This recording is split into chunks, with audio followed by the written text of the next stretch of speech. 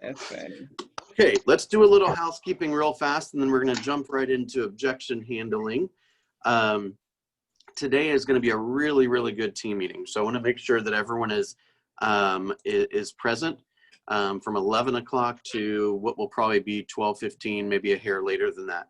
Aubrey sent out a message late last night, and I believe Lucy sent out, or Aaron, I'm sorry, Lee sent out a message about the giveaway today, which is going to be 100 free leads.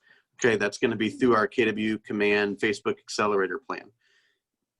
So I'd like for you to make sure you're present. According to Aubrey's math, that'll probably be worth at least $10,000 to the winner, because you get 100 leads, one of them turns into a closing, average sales price is 10 grand or so. There you go. Not to mention all the people that you would add to your database. So with that said, there was a couple of things that were asked of you to make sure that your Facebook is linked to your command. And there was some instructions for that if it's not already there, as well as, of course, knowing how to log into your command, because Sam's going to design the ad right here, right there in front of us for you on your command. And then the leads will start coming in. Okay. So if you are unfamiliar about how to create a Facebook ad through command, or you have no idea what I'm talking about, please tune in, because you might be the winner of some additional opportunities. Okay. Couple more pieces of housekeeping. Today, the Georgia Legacy Group Productivity will be doing a social media class from 2 o'clock to 3 o'clock. I will send out the link a little bit later today, but it was in the email that I sent yesterday. And then do not forget that we have a book club tomorrow at 4 o'clock, from 4 o'clock to 5 o'clock. It's on, I don't have the cover, but it's How to Be an Anti-Racist. Okay. And there was I posted the information on the announcements page yesterday on that. We are reading up through chapter 7 in the book, which is the first 91 pages. Okay.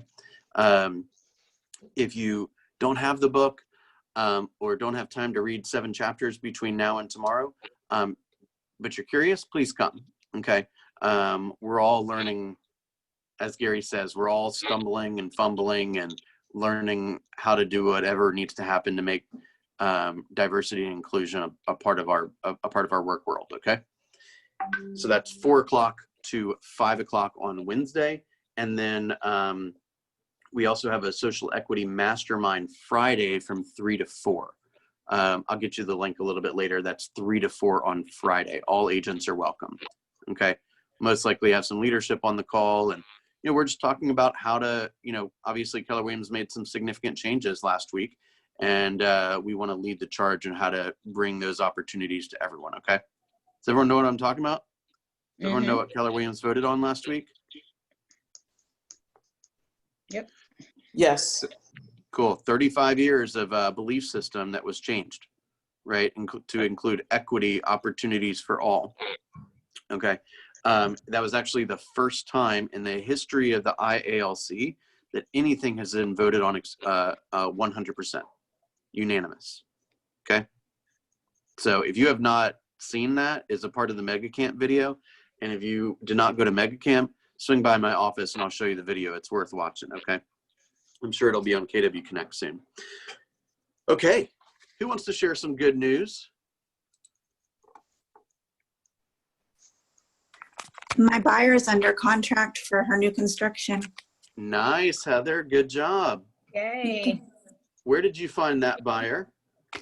So she was a friend of mine from church that I reconnected with when I was entering everybody in my database, and just kind of, reconnected with her and then talked with her again and again and again. And then when she got her divorce, he called me and was like, hey, I want to buy new construction. So. Wow. So the very first time you spoke with her, you probably didn't talk a whole lot about new construction. Is that right? Right. No. Well, Yeah. what would you have talked about? The very first time I talked to her was when Yeah. I was like, hey, I haven't talked to you in a while. I just wanted to see what's going on.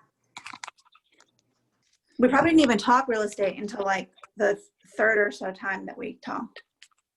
Wow, good job. I don't know if I could have waited that long. Well, I knew her, so it was more, we just had other stuff to talk about, just kind of like getting the relationship back connected.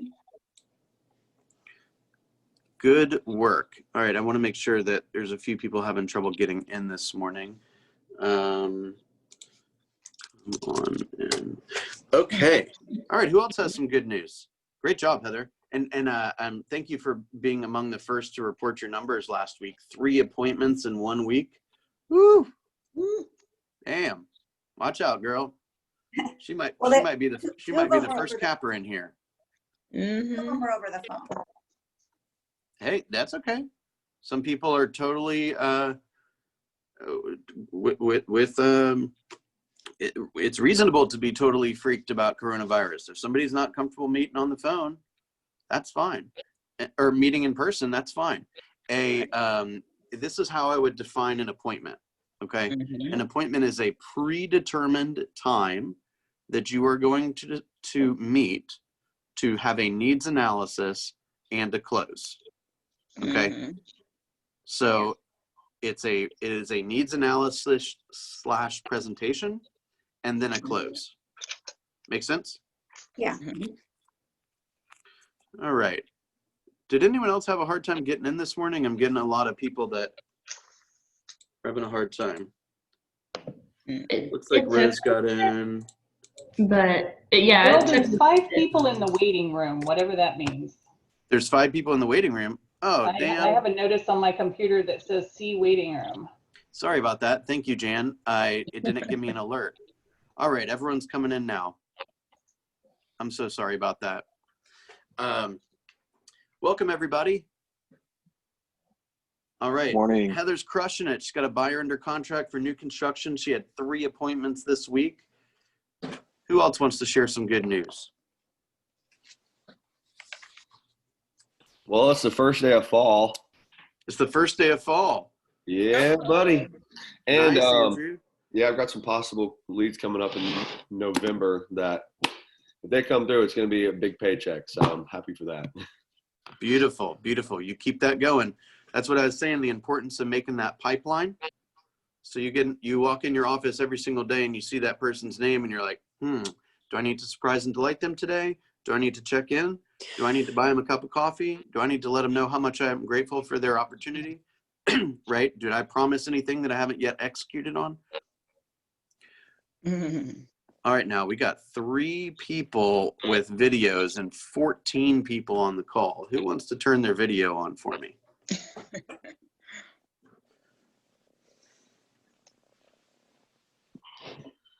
It looks like Tim might. All right, let's talk about, oh, thanks guys, thank you. Let's talk about objections really quickly, okay? Is there any specific part about objection handling that you guys would like to discuss this morning? Or should I kind of take it in my direction? I had an objection. Okay, go ahead. So I was at an open house and I had someone there. We had a really good, conversation. Everything was fine, but she was telling me that she was interviewing another agent. So I was caught off guard a little bit, but I think that I kind of brought it back around. But I feel like she's ghosted me a little bit now. She very well might be. Okay. Your job right now is just to continue to drip on her, right? Drip on her in a way that her other agent probably isn't. Did she tell you that she had a signed agreement with that person or that she was just interviewing them?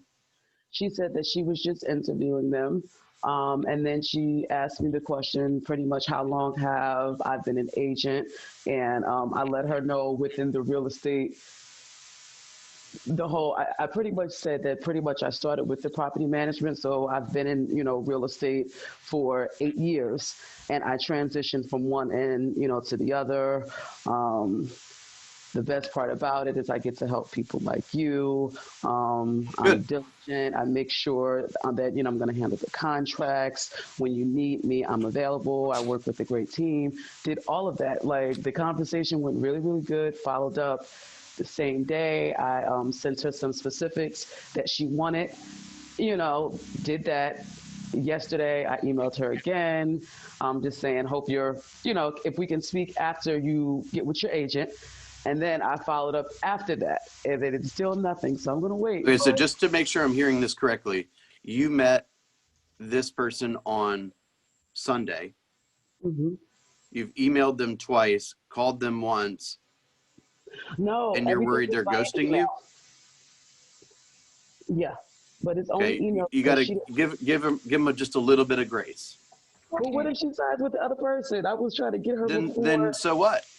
So what? Yeah. Send her a video just letting her know how much you enjoyed meeting her, something a little bit different, and send her a home that's like the one you were sitting in the open house and say, hey, I came across this as I was doing my research for another client this morning, and I thought you might like to see it. Do you have any availability? I mean, hell, she may have been sick. She's only had one day.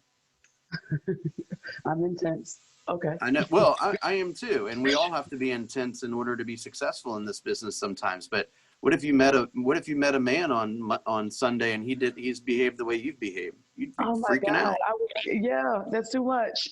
Okay, so calm down just a bit. Give him something unusual, and go focus on getting another client. Okay. Okay. It's too much. I remember when I had like 3 people in my database. I got home from I'd go to the office and I'm like, all right, I'll call my database today. I got done calling the 3 people and the woman's like, I'm not ready to buy. Call me in a little while, or call me later, or call me in, not now. So I called her the next day. I'm like, I ain't got nothing else to call. Right. But the thing is like, they're not ready. Right. That's a good lead in. That is not, that's not an objection. That is a condition. Right? A condition would be, I don't have the money to buy the home. An objection would be, I don't know if I want to work with you. Make sense? I'm ready. I'm just not sure I'm going to give you the gig. Make sense? So let's talk about objections thank you for sharing that. And look, you're not doing anything different than the rest of us are, right? If we don't have huge databases and a ton of clients to work with, then we tend to look at the one random person that clicked on a link and think they're going to change our lives. I get it. I've been there before, and honestly, I'm still there. Okay, it is a work in progress. Okay, the way that you prepare, you did say something that I wanted to comment on, which was the way you prepare for objections. You have to. They only say a few things, right? If you're dealing with an expired listing, I'm going to relist with the other agent. I'm going to take the home off the market. Will you do it for less? Where were you when the home was on the market the first time? Right? There's only a few things they say. And if they say, will you do it for less? You're going to have this like physiological reaction that's going to not put you in the most appropriate state to respond professionally. And so you have to practice so much. It has to be second nature, right? So that you can respond.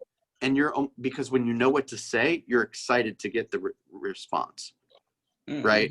It's like when I'm recruiting somebody and they're like, oh, I love my broker. I'm like, yes, I love this one, right? Like they only say 5 or 6 things. If I know what to say when they say that stuff, then I'm not afraid to call anybody. Make sense? By the way, an objection, if I'm in let's say Liz is my seller and I am the prospective listing agent, and she starts to give me some objections about my marketing plan or my commission rate or something like that. An objection is simply, I think I might like you, but I have some questions. Right? If they had no interest in if Liz had no interest in working with me, she'd kind of like shut her book and be like, okay, well, it was very nice to meet you. Have a nice life. I won't be calling you. Right? If she's spending her time asking you specific questions about your plan or your process, it's because she's a little closer to being willing to sign with you. Does that make sense?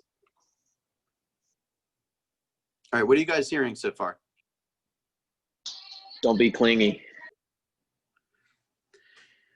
Guys, I don't want you to take that the wrong way, okay?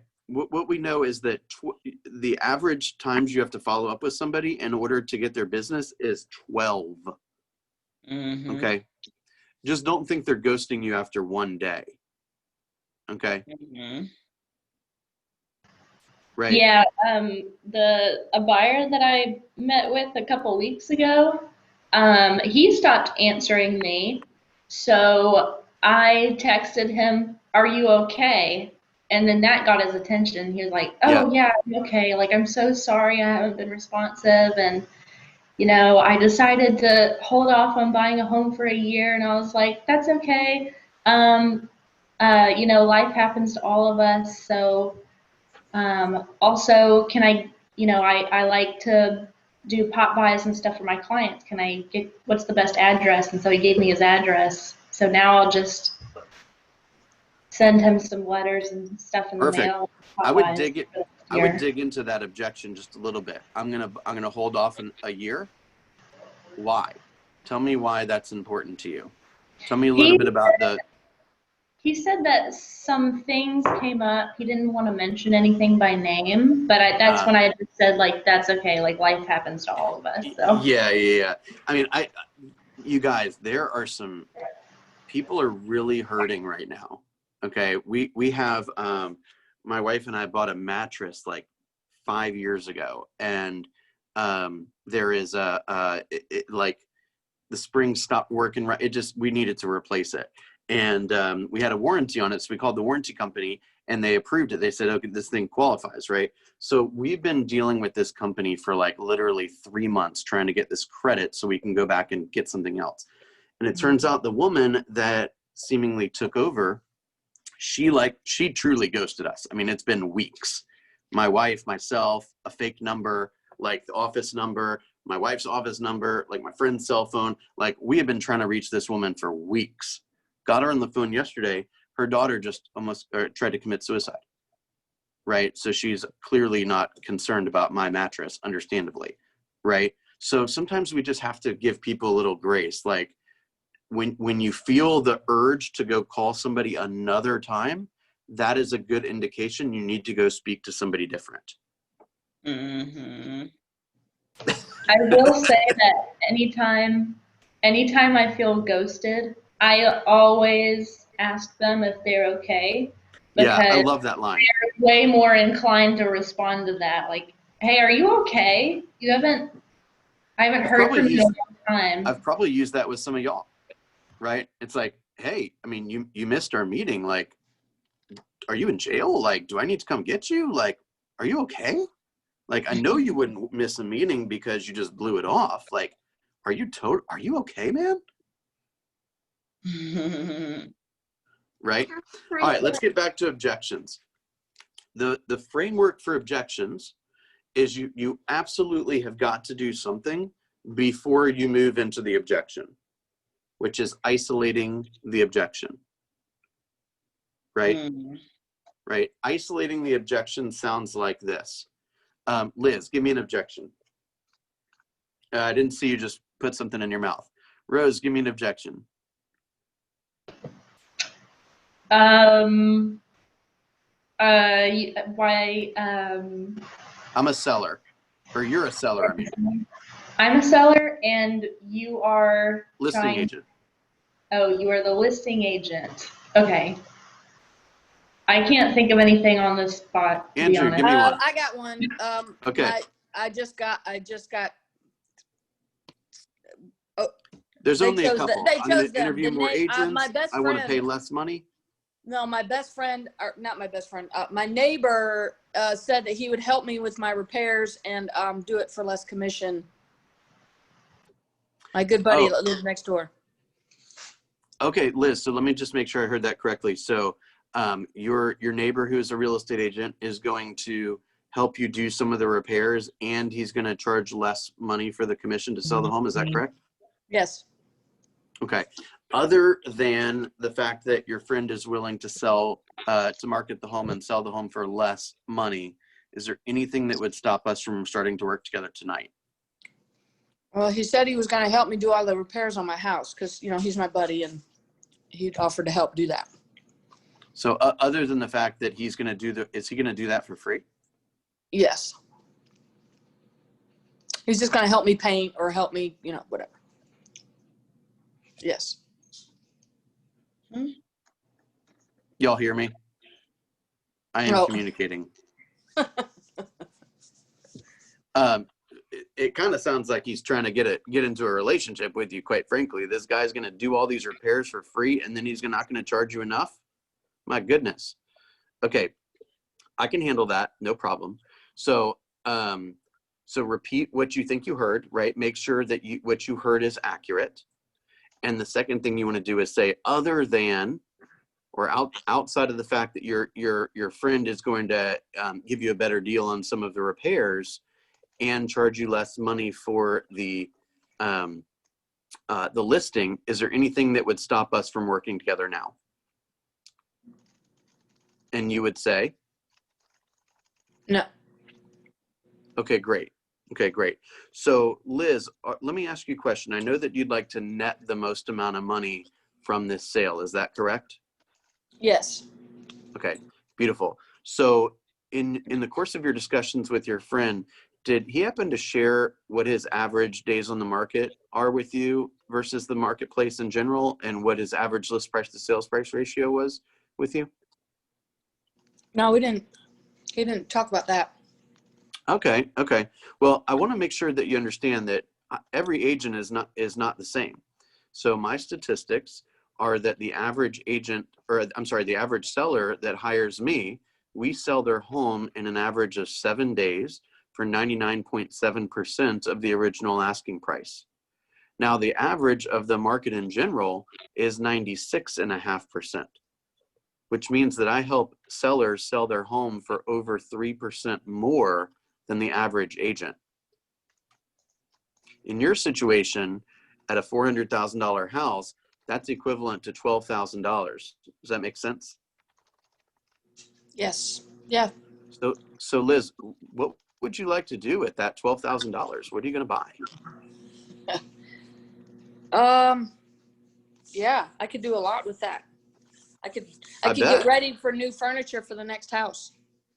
Great, great. So is your friend, he's a professional contractor and a professional realtor? I don't know. I think he just sells houses. I think he's just a realtor. So he's just a realtor. Okay. I mean, first of all, it might be worthwhile to ask him what his statistics are, right? Yeah. Meanwhile, I know if the guy is willing to like repair a home for free, he ain't selling that many houses most likely. Okay. So I'm not so afraid of his statistics.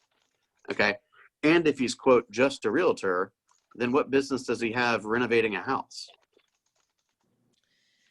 Yeah.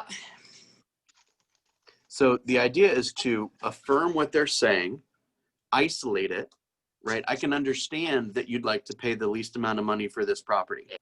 Or I'm sorry, net the most amount of money for the sale of this home. I completely understand, right?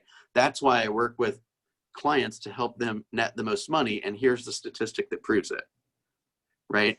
And then you might want to cast a little doubt into their mind on why their plan may not make so much sense, right?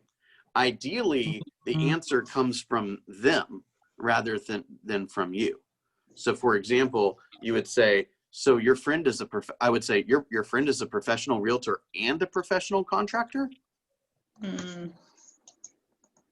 Right? To which they would say, well, no, he's only a contractor and he has his real estate license. Oh, well, then you definitely don't want to list with him.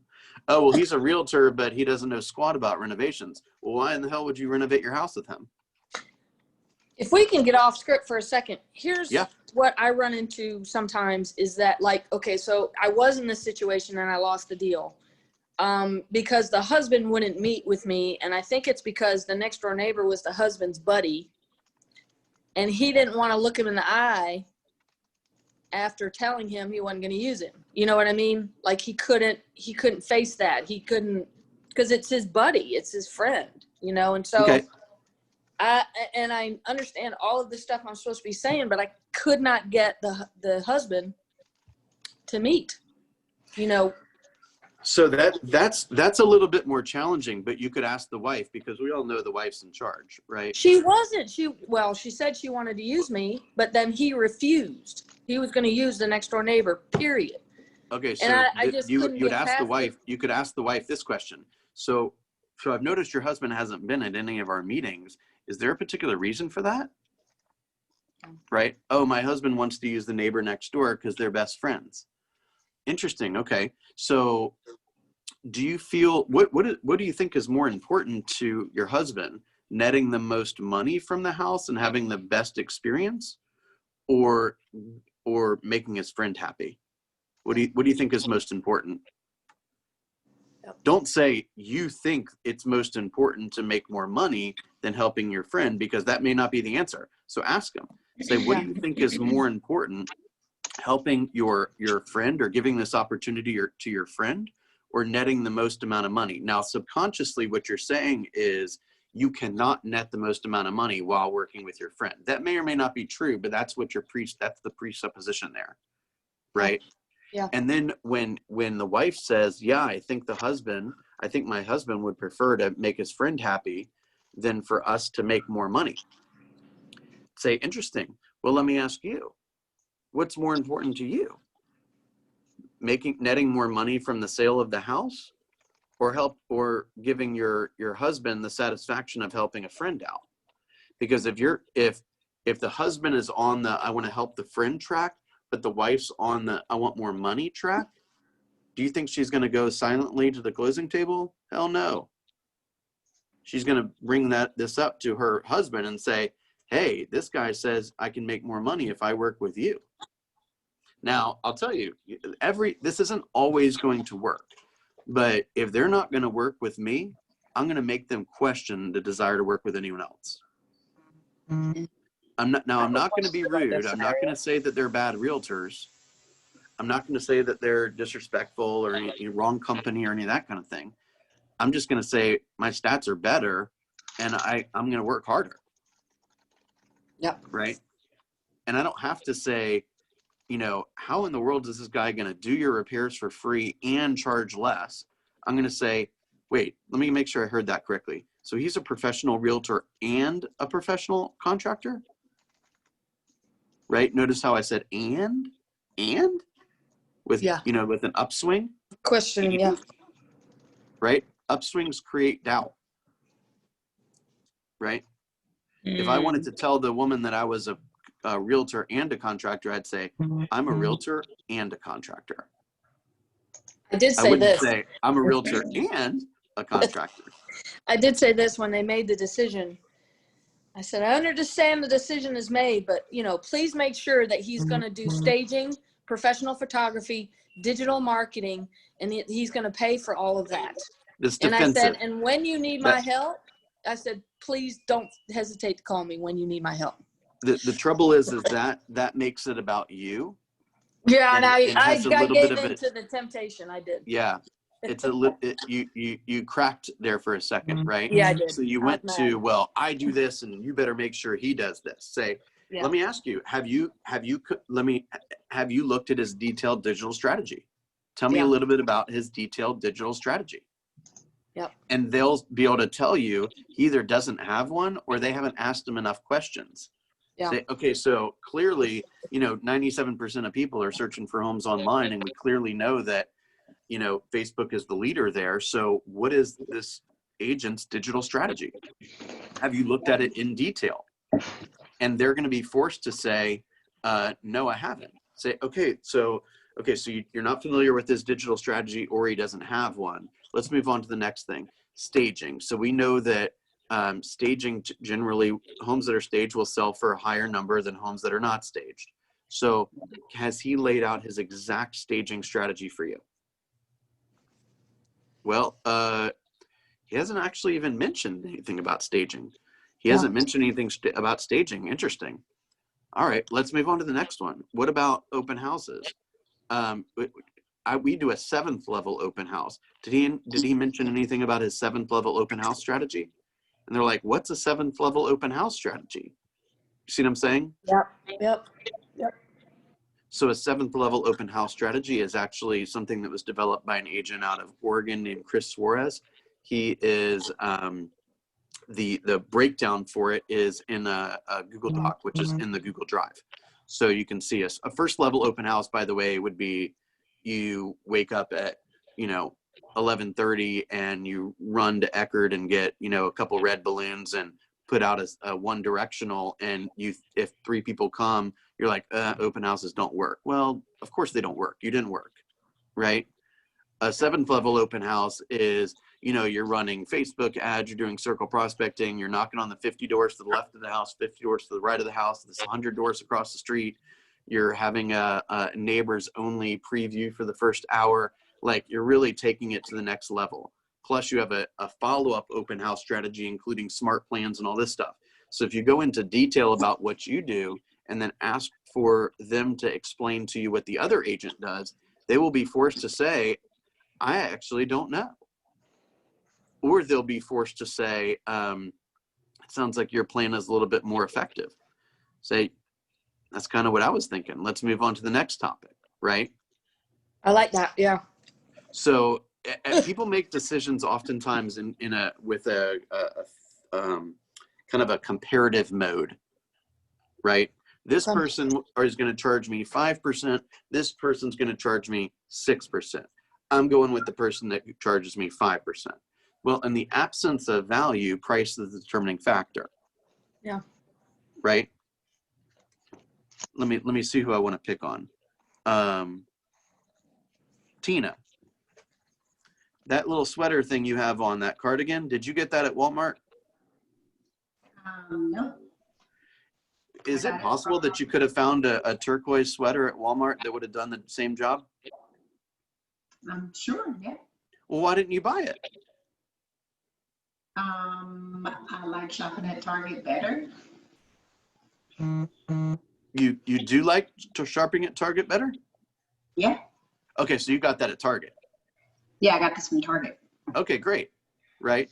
So, like, why do people buy BMWs when they can get go to get a Hyundai or something? Right? Why does somebody buy $1 million house when they can buy a $500,000 house or a $100,000 house? Right? Why does somebody fly in a private jet when they could just take a regular airplane flight? You see my point? They do it because they appreciate the value and they're willing to pay for it. So remember, part of our job is to teach our prospects why we're different, right? Can you explain Facebook Accelerator to a client and help them understand why, if their agent isn't doing Facebook marketing, they have a chance of making less money? Does any of that sound salesy?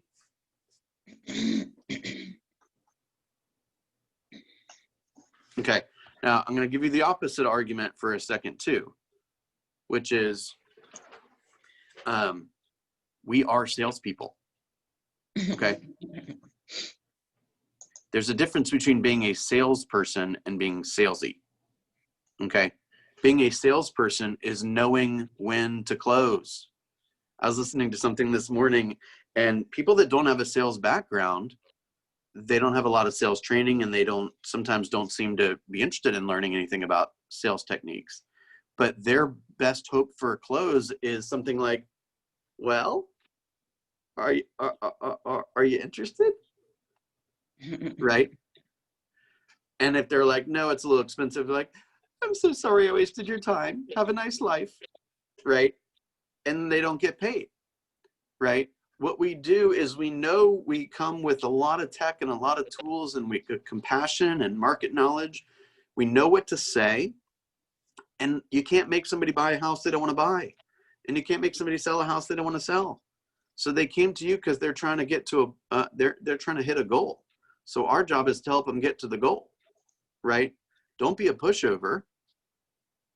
Your prospects don't want a pushover. They want an assertive agent. They want somebody that's going to get them the highest number for their home, the best terms. You can't just lay it down and say, hey, other side, write the contract. We'll sign it, no problem. You have to be willing to ask for the order. Okay. Once you handle the objection, say, Liz, now that we've established the difference between the service I provide and the service the person that you're interviewing provides, are you ready to get started? Right? Andrew, you've been laughing all morning, man, making me feel good. What are you thinking? Sorry, my fiance is making these little Starbucks sandwiches, and she said something funny. Oh, so it doesn't have anything to do with me. Never mind. All right. Man, shouldn't have asked. All right. I have a question. Sorry, buddy. Bill. What's up, Kim? Or Ebony. I'm No, sorry. it's Who was Ebony. that? Yeah, it's Ebony. So let's just say like it's a they want to stay loyal, like what Liz was saying, he wanted to pretty much stay with his best friend. You know, what happens if it's a family member like that one, you know, people tend to be, you know, wanting to be loyal to their family. Would you ever use as a closing technique, you know, if you know that you can do the better job, like, hey, let's just do a referral if it's their sister or their brother, and you know that, you know, in your head, you know that you can do better, but they're loyal to their family. Like, how would you close on that one? Like, I know you can tell them everything that you can do for them, but it's still a family member. So I would probably only push that one if they were like, look, I've got to give this opportunity to this particular person, yet they're brand new and I'm a little worried. Then I might say, well, let me partner with them. Or would you be open to a partnership? If they're like, you know, I'm going to use my sister, she's a realtor. Typically I'd back off of that, honestly. I mean, there's other people that would like, well, what's your sister's list price to sales price ratio? Like, to me, that's like a little bit beyond the line that I'm comfortable with. Okay. Right? That, in my opinion, is a little salesy. Very. Okay. Right? Now, you know, again, you're trying to dissect the reason why they want to do what they want to do. Right? So if they exhibit some hesitation, then you dig at that a little bit, right? Tell me more about that. What has you concerned? What's your primary concern? Is it a communication concern? Is it a negotiation concern? Is it I'm not sure if I'm going to get the highest number of dollars for the home concern? Is it a pricing issue? Like, where's your primary concern here, right? So you're digging at it a little bit to see, hey, am I going to push this or am I not going to push it, right? I mean, I mean, can you imagine working with, you know, some other realtor that, you know, slid some paperwork in front of you and then you got to show up to Thanksgiving and sit next to your sister who had a crappy experience? I mean, I just don't want to experience that. You know, I'm not going to tell you to lay down, but in some instances, I think it's the right thing to do just to move on, right? Don't get married to your clients. You know, if you find yourself racking your brain over somebody, you know what the fastest way to get over an old client is? Get you a new one. A new one. Go get yourself a new client, okay? If you're feeling disrespected, if you're feeling ghosted, if the person's always late, if they're a bigot, if they're not polite, if they don't listen to anything you ask them to do, go find another client. My God, there's 8 billion people in this world. Okay, and all of them need somewhere to live, right? Hell, how lucky are we? We sell the thing that everybody needs. All right, enough of my soapbox. Y'all have a wonderful day. If you have not reported your numbers, please catch up. And I'm excited to chat with all you guys for our one-on-ones a little bit later today. And please, again, make sure that you are at the team meeting. And as you know, call me if you need anything, okay? Thank you. Thank you. Thank you, Bill.